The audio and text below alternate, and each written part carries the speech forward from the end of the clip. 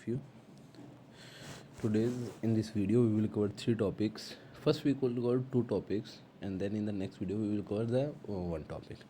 And the topics are: first topic is graph of E and V, electric field and potential versus R, both the graph in a single graph as shown in figure. Second topic is potential due to dipole at axial line, equatorial line and an arbitrary point. And the third topic which we will discuss in the next video, equipotential surface. आज हम इन तीनों topic की बात करेंगे. सबसे पहले हम बात करते हैं कि electric field and potential versus graph versus R. हम जानते हैं ई का फॉर्मूला क्या है. ई का फॉर्मूला हमारे सामने है, जस्ट अ वेट.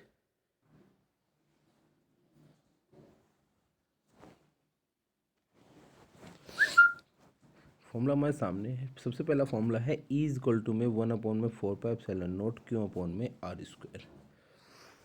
और second formula is V is equal to में 1/4πε0 क्यू अपॉन में आर. दोनों को डिस्कस करते हैं.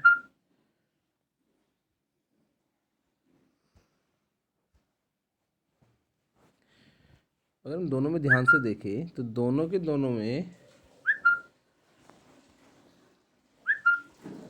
ई inversely proportional to what? R square. And V inversely proportional to what? R. Both are inversely proportional. और inversely proportional का हम 16 ग्राफ बनाए तो ग्राफ बिल्कुल सिंपल बनेगा. ये E का ग्राफ हो जाएगा, ये V का ग्राफ हो जाएगा. बस डिफरेंस किसका है? R स्क्वायर और R का.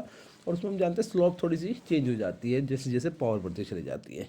लेकिन यहाँ पे हमें दोनों का मोनोग्राफ बनाना है, सिंगल ग्राफ बनाना है. सिंगल ग्राफ में हमें क्या ध्यान रखना पड़ेगा? एक केस को ध्यान रखना पड़ेगा, which is if R equal to 1. R equal to 1 है तो अगर R स्क्वायर हो तो भी आंसर 1 आएगा, और अगर R है तो आंसर ही है 1.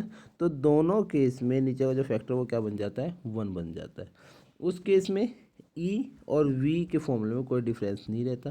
E किसके इक्वल हो जाता है? V के.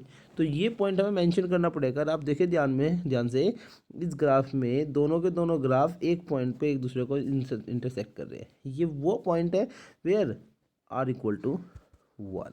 This is the point. R equal to 1 का केस किसको रिप्रेजेंट कर रहा है? कि इस पॉइंट पे चाहे इलेक्ट्रिक फील्ड हो या फिर potential, both have the same value. Because distance कितनी है? 1 मीटर, 1 सेंटीमीटर. इस केस को हम क्या कहते हैं? ई वर्सेस वी का ग्राफ है. सॉरी, ई और वी का ग्राफ है वर्सेस आर, और दोनों का ग्राफ सिंगल ग्राफ में. तो इस ग्राफ का ध्यान रखना, बहुत बार ये पेपर में पूछा भी गया है.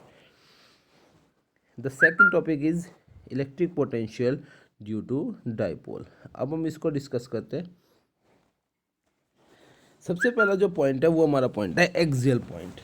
एक्सियल पॉइंट की बात करें तो एक्सियल पॉइंट में हमारे पास, देखो ध्यान से, सबसे पहले हमें कंसिडरेशन पार्ट को लिखना होता है. पेपर में हम इतना नहीं कि बड़ा कर देते हैं, लेकिन हमें फिर भी कंसिडरेशन पार्ट को लेके चलना होता है, उसको लिखना होता है.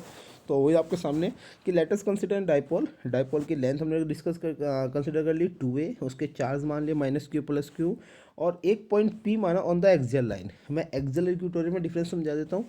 एक्सियल मीन्स ये डाइपोल है, इस डाइपोल के